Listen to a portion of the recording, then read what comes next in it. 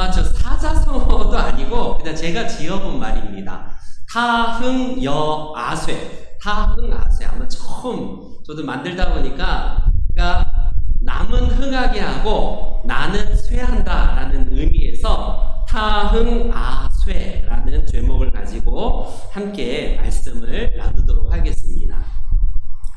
요한복음은 사실 사도 요한의 이 기록물이기 때문에 세례 요한, 똑같은 이름인 세례 요한에 대한 기사가 굉장히 많습니다. 아마 자기와 같은 이름을 가졌던 또 한 명의 세례 요한을 이 예수님의 제자 중에 한 명인 사랑의 사도인 요한이 가장 많이 내복음서에서 구체적으로 요한복음에서 세례 요한에 대한 기사가 가장 많이 언급이 되고 있어요. 특별히 이 요한의 오늘 이 본문을 통해서 저는 이 요한의 이 말씀을 묵상하면서 요한이 진짜 인격적으로나 신앙적으로나 진짜 닮고 싶은 인물이다라는 생각을 다시 해봤습니다. 어떻게 이럴 수가 있지? 사람이 명성을 얻게 되고 자기의 인기가 높아지면 처음에 그 마음과는 달리 사람은 좀 변질되잖아요. 우리가 처음에 가졌던 마음과는 달리 내가 사람의 주목을 받고 인기를 얻으면 누구나 다 그렇듯이 내가 조금 하나보다 해서 겉으로는 아니하지만 어느 정도의 우리는 교만이 생기는 게 마련입니다. 여러분, 예수님이 오시기 전에 먼저 6개월 전부터 이제 이 세례 요한의 등장은 심상치 않는 유대의 반응과 열렬한 호응을 불러일으키기에 딱 맞는 사람이었어요. 흡사 그 외형의 그 모습은 그 구약시대의 엘리야를 연상할 만큼 굉장히 기인의 모습처럼 비춰졌을 겁니다. 남다르지 않은 그 포스와 그 사자우를 토해내면서 이스라엘 백성들을 향해서 회개를 선포했던 저 세례 요한을 혹시 저분이 메시아가 아닐까? 저분이 혹시 메시아가 아니야? 라는 이런 관심을 받기에 충분한 사람입니다. 그런데 오늘 본문은 이제 세례 요한의 됨됨이가 예수님이 오시고 나서 그의 마음이 한결같다는 것을 우리는 볼 수 있다는 것이에요. 유대인들에게 남다른 영향을 미쳤던 세례 요한은 학설에 의하면요, 지금 이 이집트를 비롯해서 이런 나라의 이란과 이라크 지역에 만다이교라는 종교가 있어요. 만다이교. 한번 PPT 넘겨주시면 됩니다.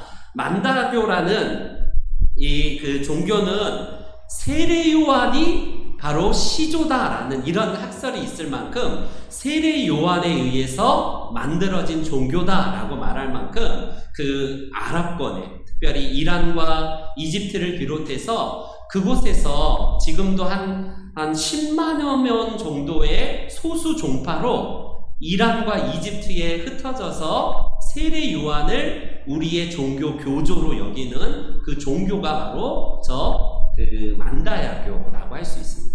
잘 알려지지 않는 굉장히 적은 소수의 사람들이지만 저들은요, 쉽게 말하면 영지주의자예요. 영지주의.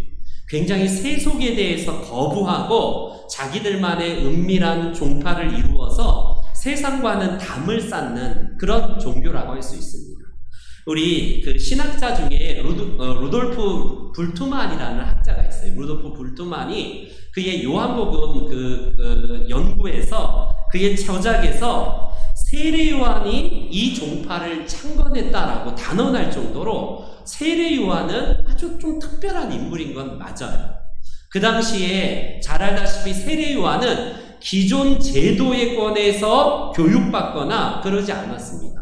잘 알려지지 않는 우리 종파였던 에세네파라가 있거든요. 바리새파가 있고 사두개파가 있는데 그거는 유대 종교 안에서 사람들의 인정을 받았던 그런 종파가 있다면 에세네파라는 아주 굉장히 신비적이고 운둔형의 그런 종파가 있어요. 세례 요한도 그 사막에서 깊이 운둔하여서 그곳에서 아마 성령의 영감을 받았고 소명을 받아서 이제 메신저로서의 역할을 감당했던 사람인데, 어찌되었건 여러분 이 정도 여러분 내공을 키웠던 인물이고, 그의 등장과 함께 보란듯이 사람들의 환호를 받았던 이 세례 요한, 여러분 대단한 인물 아닙니까? 그런데 세례 요한은 아시다시피 예수님의 오실 길을 나는 준비하는 자다, 나는 그분의 신발끈을 매기도 부족하고 합당치 않을 정도로 나는 그냥 주님의 오실 길, 주님이 오실 때까지를 준비하는 것으로 만족하고 그 정도로 나는 그 정도로 하나님의 보내신 사람이다라는 자기의식이 확고한 사람이었다라고 할 수 있습니다. 여러분, 예수님이 칭하셨던 칭찬 중에 이런 칭찬이 있어요. 세례 요한을 향해서 마태복음에 등장을 하는데, 여자가 낳은 자 중에 세례 요한보다 더 큰 이가 없다, 이런 말씀을 하십니다. 그리고 최고의 칭찬 아니에요? 예수님이 하신 칭찬치고 이것보다 더 큰 칭찬이 있을까요? 여자가 낳은 자라는 이 말은 그냥 모든 인류의 사람 중에 가장 큰 자다, 이런 말을 한 겁니다. 그만큼 세례 요한을 굉장히 축혀 세웠고 이렇게 훌륭한 사람인데, 어찌된 건지 신천지는 세례 요한을 지옥 같다라고 하거든요. 신천지는 세례 요한을요, 예수님이 이제 활동할 때에 세례 요한이 이제 헤롯에 의해서 붙잡히잖아요. 그리고 감옥에서 자기 제자들을 보내서 오실 분이 혹시 당신이 맞습니까? 요거 물어봤다고. 여러분, 감옥에 갇혔고 그의 그 세례 요한의 이 말이, 여러분 세례 요한이 의심했거나 예수님을 믿지 못해서 한 물음이겠습니까? 진짜 그거는 세례 요한에 대한 부분들의 묵상이 너무 핍절한 상태에서 내린 결론이라고 생각해요. 이만희가 아마 그렇게 얘기했으니까 그냥 신천지 사람들은 다 세례 요한이 다 지옥 같다라고 얘기하죠. 그러나 예수님이 말씀하신 것처럼 세례 요한보다 더 큰 자가 없다라고 칭할 만큼 진짜 인격적으로나 신앙적으로나 우리의 신앙 선배였던 세례 요한은 귀감이 될 만한 인격과 신앙의 소유자다라고 할 수 있습니다. 여러분, 이런 면에서 세례 요한이 왜 그런 칭찬을 받았을까? 여러분 잘 알다시피 예수님이 오셔서 세례 요한에게 세례를 받으셨어요. 아니, 세례 요한이 깜짝 놀라면서 제가 선생님으로부터 세례를 받아야 될 터인데 아니다라고 하면서 이렇게 해야지 하나님의 의를 이룬다라고 하면서 예수님께서 세례 요한을 통해서 받았어요. 그리고 잘 알려졌다시피 세례 요한 전에 여러 기사 가운데에 세례를 준 적이 있을까? 물론 이런저런 문헌에서, 초대교회 문헌에서 나오긴 하지만 본격적으로 세례 요한의 아주 특별한 정결 예식이에요, 세례는. 그래서 그 세례를 통해서 군중들과 민중들에게 하나님의 거룩함의 임재와 죄 씻음에 대한 그 예식을 세례 요한이 요단강 일대에서 하거든요. 그 명성을 듣고 막 바리새인들과 그 헤롯 궁전에서 찾아올 만큼 대단한 명성이었어요. 그런데 예수님이 그 세례 요한에게 머리를 조아리면서 세례를 받으셨을 정도입니다. 그렇다면 세례 요한은 내가 좀 나가나 보다, 내가 대단한 존재인가 보다 라고 우쭐할 수 있는데, 여러분 오늘 본문에 보니까 웬일인지 예수님이 세례 요한과 반대되는 건너편에서 세례를 베푸신다는 소식을 세례 요한이 듣습니다. 이 소식을 들은다며 그냥 잘하나 보다, 그래 그렇게 하는 거는 당연하지. 여러분, 여러분들이 만약에 지금 그 입장이라고 한번 생각해 보세요. 세례 말고 교회 안에서 어느 정도 내가 입지를 딱 다지고 있어요. 교회 안에 사람들이 다 칭찬하면서 대단합니다. 정말 믿음도 좋으시고 우리 교회의 귀감이고 정말 대단하세요. 근데 어느 순간에 굴러온 돌이 있어요. 쉽게 말하면 내 입장에서 굴러온 돌이에요. 굴러온 돌이 탁 굴러와서 갑자기 내가 했던 것들을 자꾸 전수받으면서 사람들에게 그 사람의 이목을 확 끌으면, 그렇게 처음에 인정받았던 사람이 그렇구나, 잘됐다, 다행이다, 이런 마음을 가질까요? 어떨까요? 사람이 이때 본질이 드러나요. 이때 그 사람의 이 인격과 됨됨이가 드러납니다. 여러분, 우리에게 잘 알려진 예화 중에 저도 한두 번 한 것 같아요. 굉장히 유명한 명성이 있는 이 수도원의 원장이 있었습니다. 그 수도 원장을 넘어뜨리기 위해서 잔챙이 사탄들이 막 다가와서 유혹을 해. 돈으로 막 유혹을 하고, 이성으로, 여자로 유혹을 하고, 명예로 유혹을 해도 이 수도 원장은 정말 한결같이 겸손하게 다 유혹을 이겨냅니다. 그 잔챙이 사탄들이 도무지 이 수도 원장을 넘어뜨릴 수 없으니까, 야, 비켜 하면서 대장 사탄이 그 수도원 원장에게 갑니다. 그러면서 내가 한번 넘어뜨려 볼게 하면서 그의 귀에다가 한마디 속삭이니까 수도 원장이 얼굴이 울그락불그락 하면서 그냥 그 유혹에 넘어졌다는 이야기 있지 않습니까? 무슨 얘기를 했을까요? 수도원 원장에게 이런 얘기를 한 거예요. 자네 친구 아무개가 지금 수도원 원장에서 더 높은 그곳으로 지금 발령받았다네. 이런 얘기를 하니까요, 그 이야기를 듣는 순간, 아니 그 인간이 어떻게 된 게, 나보다 못한 사람이 어떻게 그 자리에? 라고 하면서 그 시기심에 의해서 넘어지고 평정심을 잃어버렸다는 이야기는 너무나 잘 알려집니다. 여러분, 이게 수도원 그 원장만의 이야기일까요? 저와 여러분들의 이야기일 거예요. 제가 몇 년 전에 어떤 분이 부교육자를 제 앞에서 막 칭찬하더라고요. 그러면서 목사님은 저 부교육자의 반의 반만 닮았으면 좋겠어, 막 그냥 농담만 진담반을 하시더라고요. 그래서 그러냐고, 예, 알겠습니다 하고 했어요. 그러면서 그래요. 근데 제가 기분이 조금 속에서는 좀 나쁘지만, 만약에 그게 계속 지속적으로 제 앞에서 목사님, 이 목사님 진짜 설교도 잘하고 진짜 좋고 대단하셔, 목사님 좀 반만 닮으세요 라고 지속적으로 저한테 한다면, 그래요? 이옥수 목사님 진짜 좋으신 분이죠. 인격도 좋고 설교도 잘하시고 그렇게 제가 말할지 모르겠습니다. 여러분, 만약에 그때 딱 상황에 맞닥뜨리면 제 얼굴이 막 울그락불그락 하면서 이옥수 목사 따라와 하면서 나가 하면서, 여러분 죄송하지만 한국교회 그런 일이 비리를 빚어야 해요. 그래서 목사님들이 부목사님 설교 잘하면 그 다음날 자리가 없어지는 경우도 있어요. 그리고 이게 우리 참 안타까운 우리 사람 사는 세상의 이 모습이라고 할 수 있습니다. 여러분, 나보다 못한 사람이 어느 날 별로 잘나지도 않는 사람이 내 앞에서 잘 나가는 모습을 본다면, 그럼 우리 갑자기 마음이 막 시기심이 나고 배가 아파지는 게 우리의 본성의 아주 연약한 본성 중에 하나입니다. 세례 요한이 물론 세례를 자기가 고안해내진 않았을 거예요. 그도 하나님의 음성에 따라서 이런 것을 했지만, 똑같이 예수님께서 세례를 베푸시고 더 많은 사람들이 예수님께로 갔을 때에 뭐야?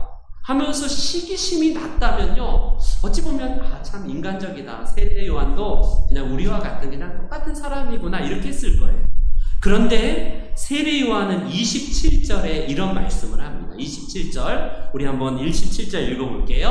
다 같이 시작. 하늘에서 주신 바 아니면 사람이 아무것도 받을 수 없느니라. 하늘에서 주신 바 아니면 사람이 아무것도 받을 수 없다, 이런 말입니다.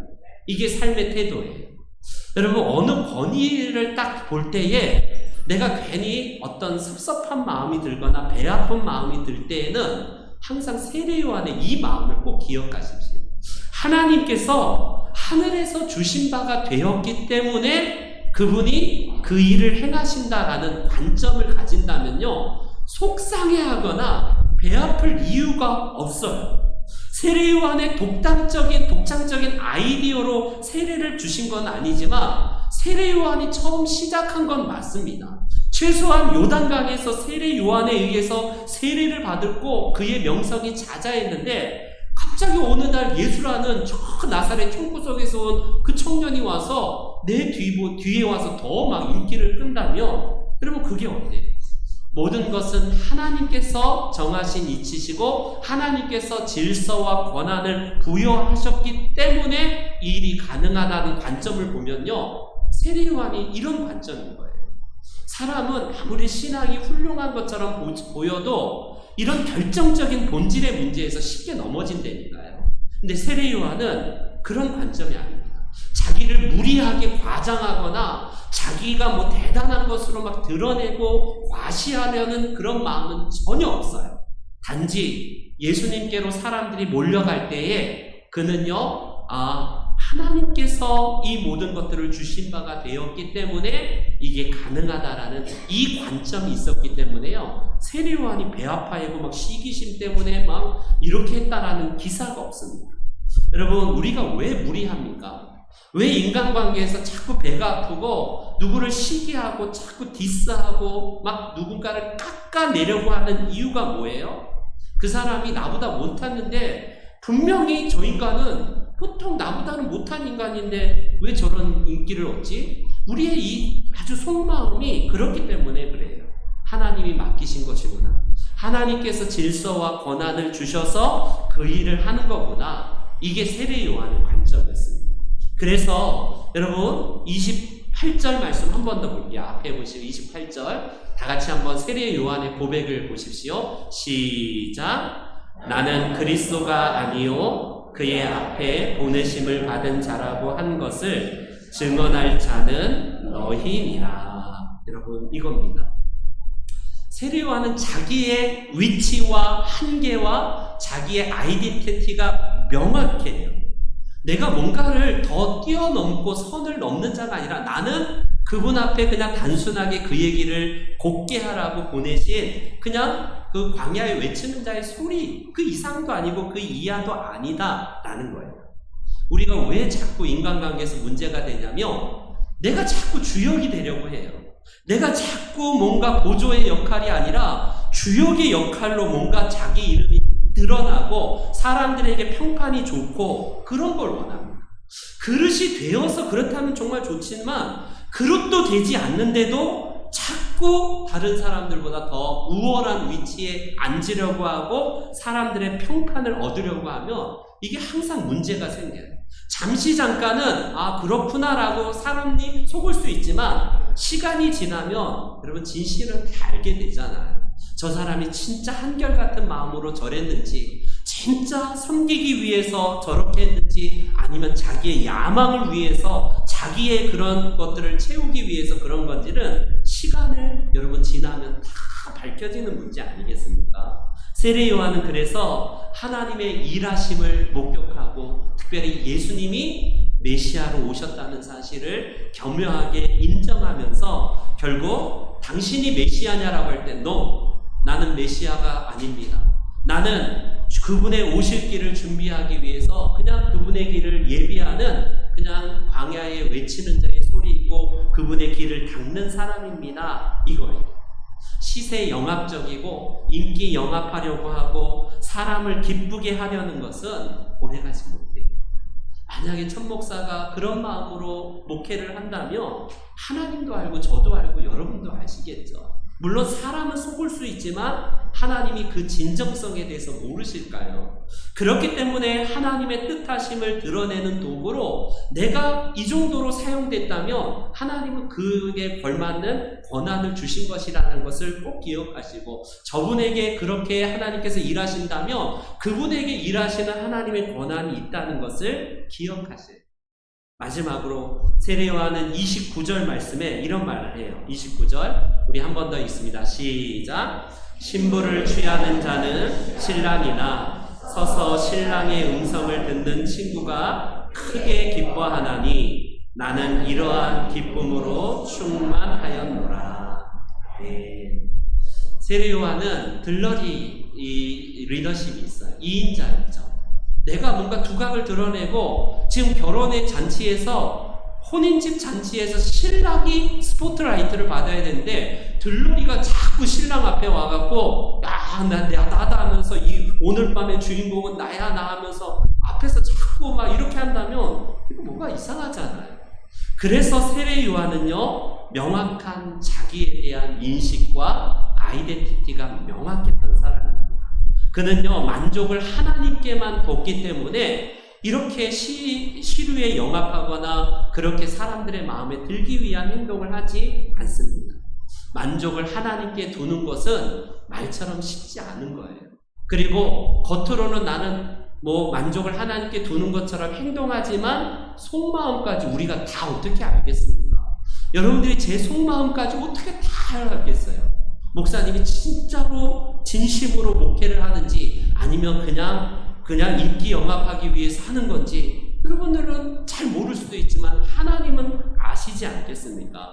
그래서 그는 더 영원한 관점에서 하나님의 그 기뻐하심을 속에서 하나님만 만족하는 마음으로 사역을 감당했던 사람입니다. 세례 요한의 기쁨은 하나님의 마음을 품었기 때문에 아무런 문제가 생기지 않았어요. 아무런 문제가 생기지 않았습니다. 세례 요한의 가장 위대한 고백 중에 하나, 오늘 타흥아쇠, 제가 그냥 만들어 본 말인데 30절 말씀 한번 볼게요. 30절 말씀 다 같이 시작. 그는 흥하여야 하겠고 나는 쇠하여야 하리라. 그는 흥해야 하겠고 나는 쇠하여야 된다라는 이 말을 꼭 기억하십시오. 이게 우스갯소리긴 하지만 우리 이어령 예전에 문교부 장관을 비롯해서 많은 작가들이 우리나라가 흥한 이유 중에 하나가 아이에게 흥해해갖고 코를 풀면서 그런 얘기를 하더라고요. 우리가 잘 아는 그런 얘기들이 뭐냐면 어렸을 때 우리 민족은 아이들에게 엄마가 코를 잡고 흥해 망해 하지 않고 흥해라고 해서 이 나라가 이만큼 흥해졌다라는 그냥 우스갯소리지만 그게 무슨 의미라고 말하자면 이어령을 비롯해서 작가들은 그게 말의 힘이라는 것으로 이제 연관시켜서 이렇게 이야기하더라고요. 그만큼 우리 민족이 가난한 민족이었지만 그것을 극복할 수 있었던 그 배경에는 그만큼 말이라도 사람들에게 흥하게 하고 잘되게 하는 이게 우리의 한국인의 심성이었다라는 이야기입니다. 근데 그에 반해 오늘날은 어때요? 너 죽고 나 살자 이런 게 아니겠습니까?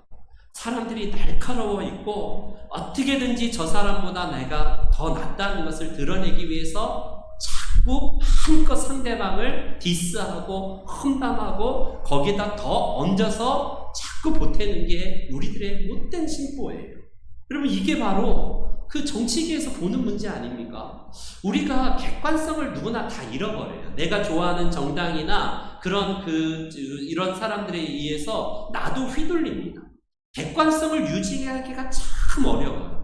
근데 우리가 볼 때 뻔히 저게 거짓말이고 저건 아닌데 라고 하는 거를 어떻게 교묘하게 그렇게 바꾸는지, 그럼 이게 바로 정치계에서 일어나는 모습들 아닙니까? 그게 여당이냐 야당이냐 문제가 아니라 똑같은 거 아니에요.